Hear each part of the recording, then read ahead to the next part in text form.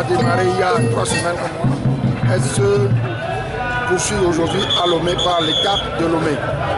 Nous avons fait depuis le nord, les plateaux, jusqu'à Lomé. C'est le même message pour nous. Vous voyez que le contexte, c'est un contexte qui est marqué par l'organisation d'un sommet sur la sécurité.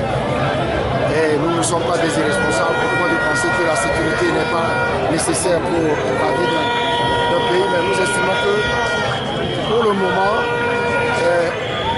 le fait que le Togo ait accepté d'organiser ce sommet, pour nous, c'est une manifestation de mépris pour les populations togolaises, parce que il y a des priorités en matière de santé, en matière d'éducation, en matière d'infrastructures routières, qui font que le Togo n'aurait jamais dû accepter d'abriter ce sommet.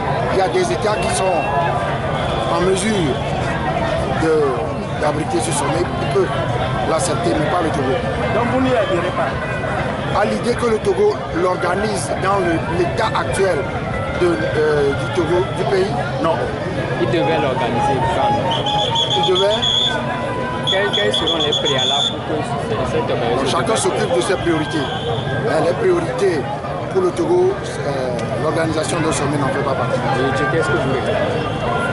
Je réclame que la gouvernance s'intéresse à l'état du pays, à l'état des populations, à régler le problème de la pauvreté, à régler le problème des infrastructures sanitaires, des infrastructures de l'éducation, des routes, etc. Oui, mais pas à chercher une gloriole en organisant un sommet. On a l'impression que l'objectif poursuivi, c'est de récupérer à travers l'organisation de ce sommet une légitimité que les autorités n'ont pas à l'intérieur, donc une légitimité à l'extérieur. Certains donnent 19 sur 20 au régime en place en termes de sécurité. Combien vous en donnez? Certains donnent 19 sur 20 en termes dans le domaine de sécurité au régime en place. Quelle note vous attribuerez à... Moi, je ne comprends même pas bien la question parce que la sécurité... Oui, c'était de vos confrères. Non, écoutez, il faut comparer ce qui est comparable. Certains leaders, certains non. Vous dites, certains donnent 19 ou je ne sais pas quoi. Pour moi, je dis, et quand on explique les choses, il faut comprendre. J'ai dit qu'il y a des priorités. Et donc je n'adhère pas à l'organisation de ce sommet dans le contexte actuel de notre pays.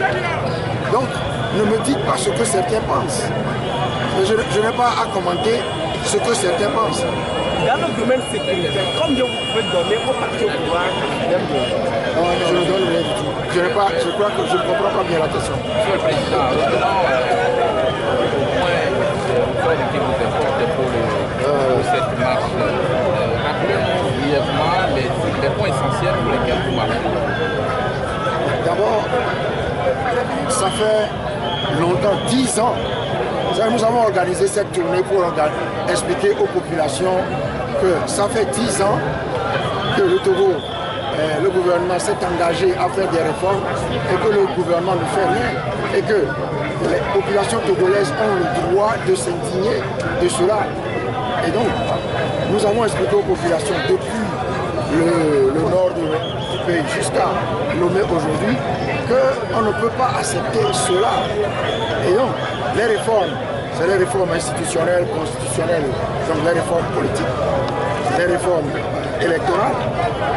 Et quand on prend des engagements et qu'on veut être crédible, on respecte ces engagements. Voilà ce que nous disons. Et donc, nous demandons aux populations togolaises de faire en sorte que les autorités togolaises respectent leur engagement d'opérer les réformes parce que les échéances électorales constitutionnelles ne sont pas très loin. On ne veut pas se retrouver dans la situation où on va nous dire que il est trop tard pour faire les réformes, etc. Non, nous ne voulons plus entendre ça. Voilà pourquoi aujourd'hui, à moins de 2 ans des échéances, électorale constitutionnelle, nous demandons que les réformes soient opérées. Merci.